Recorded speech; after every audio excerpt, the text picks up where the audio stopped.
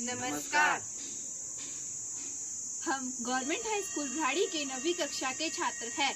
हम आज जैव विविधता का अध्ययन करते हुए एक छोटी सी उपस्थिति लेकर प्रस्तुत हुए हैं, जो कि इस प्रकार से है।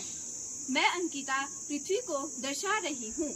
सतत विकास का मतलब है कि हम आज की जरूरतों को पूरा करते हुए भविष्य की पीढ़ियों को भी ध्यान में रखें। इसका उद्देश्य प्राकृतिक संसाधनों का समुचित उपयोग करना है, ताकि पर्यावरण को नुकसान न पहुंचे और मानव समाज का विकास निरंतर हो सके। जैव विविधता प्रकृति में जीवों की विभिन्नता को दर्शाती है, जिसमें पौधे, जानवर, कीड़े, सूक्ष्मजीव शामिल है। यह विविधता पारिस्थितिकी तंत्र की स्थिरता, खाद्य सुरक्षा और जलवायु नियंत्रण के लिए अत्यंत महत्वपूर्ण है। अब एल्जिन पेड़ों को प्रदर्शित करेगा। मैं एल्जिन पौधों को दर्शा रहा हूँ। मैं वातावरण को सुरक्षित रखता हूँ, बल्कि मैं बायोडायवर्सिटी को भी बनाए रखता हूँ। और मैं विभिन्न प्रजातियों को निवास स्थान प्रदान करता हूँ। मैं हवा को शुद्ध करता हूँ, कार्बन डाइऑक्साइड को अवशोषित करता हूँ और मैं हवा ऑक्सीजन छोड़ता हूँ। मैं प्रकाश संश्लेषण द्वारा पूरी पृथ्वी के जलवायु को स्वच्छ रखता हूँ। हाँ, और मैं मिट्टी के कटाव को भी रोकता हूँ, जो कि जलवायु परिवर्तन के प्रभाव को कम करने में मदद करता है। मैं विविधता जैसे पेड़, झाड़ियाँ, घास सभी को मिलाकर एक संतुलित पारिस्थितिक तंत्र का निर्माण करता हूँ। परंतु जब आप एक ही प्रकार के पौधों को बढ़ावा देते हैं तो बायोडायवर्सिटी पर नकारात्मक प्रभाव पड़ता है। आप सभी को विकास के लिए पौधों की किस्मों को बचाना और उनका संरक्षण करना चाहिए, बल्कि भविष्य की पीढ़ी के लिए भी एक स्वच्छ वातावरण का निर्माण होता है। एल्जिन ने पौधों की महत्वपूर्णता बताई है।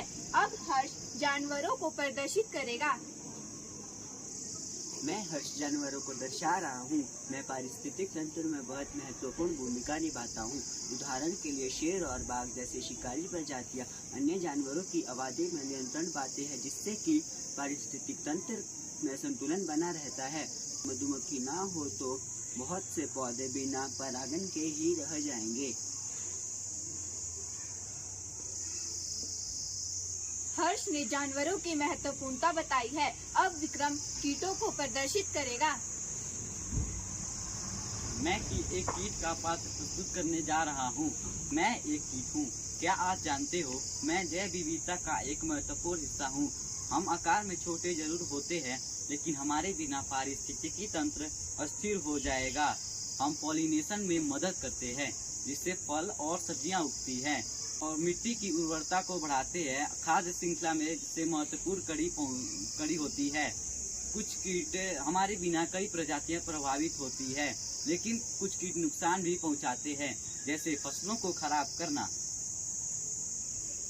हर एक कीट का अपना एक इकोसिस्टम में स्थान है।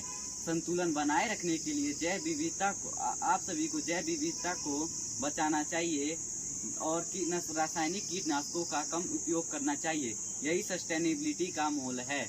यदि आप लोग प्रयास करें तो जैव विविधता और स्थिरता को सुनिश्चित कर सकते हैं। विक्रम ने कीटों की महत्वपूर्णता बताई है। अब रिया सूक्ष्मजीवों को प्रदर्शित करेगी। मैं रिया सूक्ष्मजीवों को दर्शा रही हूँ। मैं एक सूक्ष्मजीव हूँ।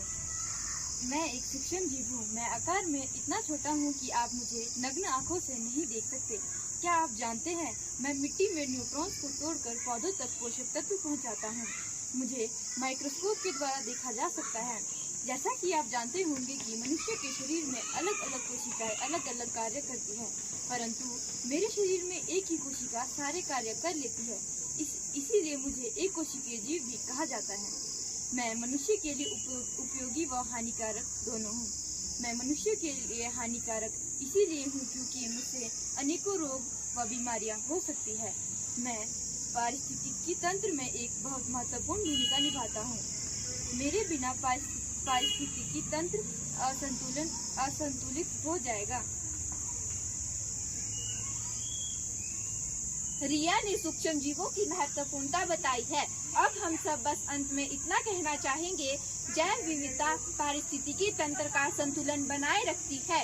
इन सभी की महत्वपूर्णता इस बात में है कि स्थिरता का पालन करने से बायोडायवर्सिटी को सुरक्षित रखा जा सकता है और बायोडायवर्सिटी की सुरक्षा से प्राकृतिक संसाधनों का संरक्षण होता है, जो दीर्घकालिक विकास को संभव बनाता है। धन्यवाद।